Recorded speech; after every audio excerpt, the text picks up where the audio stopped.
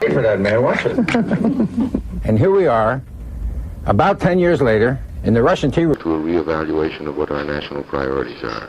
And it absolutely shattered the internet with its surprises and heartfelt pics. Paul Newman wasn't the type to throw compliments around lightly. When he talked about beauty, he meant the real kind, the kind that stays with you long after the lights go out.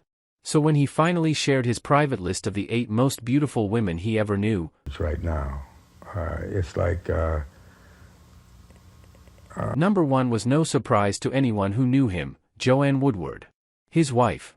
His partner for over 50 years. Paul always said Joanne wasn't just beautiful when they met, she got more beautiful every single year they were together. I'm uncomfortable talking about that. Okay, we won't. But it just is.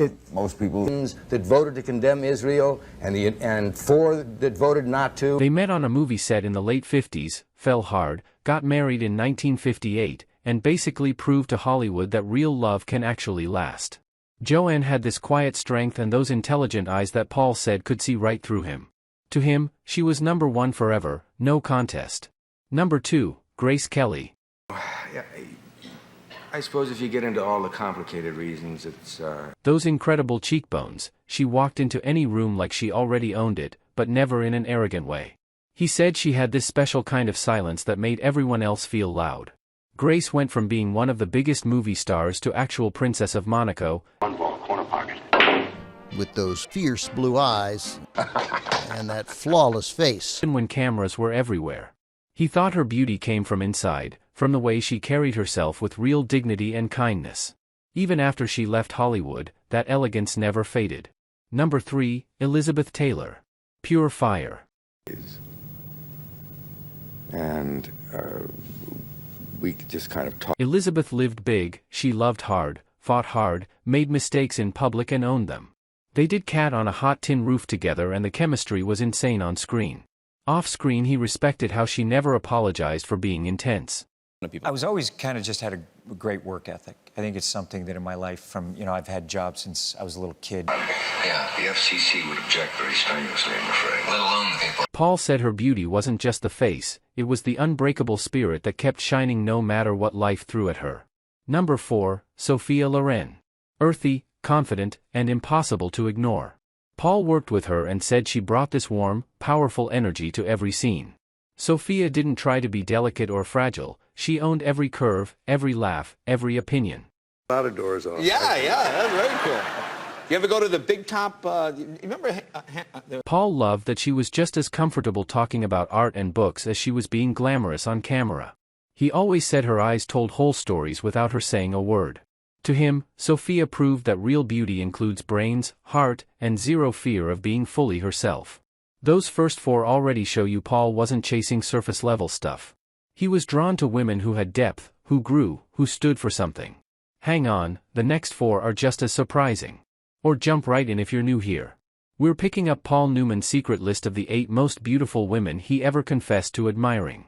Remember, this wasn't some shallow countdown. Paul was all about the whole package, the spark, the strength, the way someone carried themselves through life. The first 4 were Joanne Woodward at number 1, then Grace Kelly, Elizabeth Taylor, and Sophia Loren. Those picks made total sense, deep connections, on-set chemistry, real respect. Now the back half gets even more interesting. These next 4 show Paul had an eye for different kinds of beauty, the wild free spirits, the quiet powerhouses, the ones who redefined cool. Let's keep going. Number 5, Brigitte Bardot.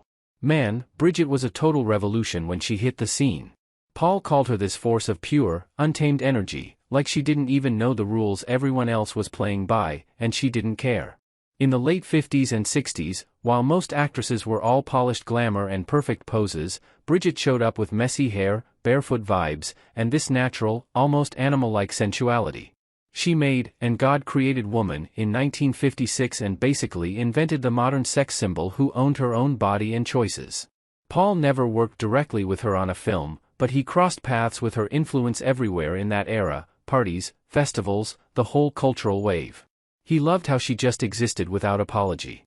She'd lounge around in jeans and a t-shirt, or dance like nobody was watching, and it drove the world crazy. Later on, when she quit acting in the 70s to fight for animal rights full-time, saving strays and taking on big causes, Paul, who was a huge dog lover and started his own charities, really respected that shift. He said her beauty wasn't frozen in time, it evolved from wild youth to passionate purpose. That raw freedom, that refusal to be perfect, put her high on his list. Bridget proved you could be sexy and smart and fearless all at once. Number 6, Audrey Hepburn. If Bridget was wildfire, Audrey was soft moonlight, elegant, kind, almost otherworldly. Paul always talked about her as this gentle giant of grace. She wasn't the curvy bombshell type Hollywood pushed, she was slim, long-necked, with those huge, expressive eyes that looked like they held every secret and every kindness. Growing up in war-torn Holland during World War II, she survived real hunger and fear as a kid, which gave her this quiet strength that never left. They didn't co-star, but Paul ran into her at events, premieres, charity things over the years. He was blown away by how humble she stayed even after Roman Holiday, Sabrina, and Breakfast at Tiffany's made her an icon. That little black dress? The pixie cut? She changed fashion forever by making simple, classy look effortless. But what really got Paul was her heart. After acting, she threw herself into UNICEF work, traveling to war zones, holding starving kids, speaking out for children everywhere. He said her beauty deepened with age because it was tied to real compassion. In a town full of egos, Audrey was the one who made you feel like goodness could still win. Paul saw her as proof that true elegance comes from inside, from surviving hard things and still choosing kindness. Number 7, Lauren Bacall. Talk about cool under pressure. Lauren had this low, husky voice that could command a room before she even opened her mouth fully. Paul described her as formidable, sharp, witty, zero nonsense.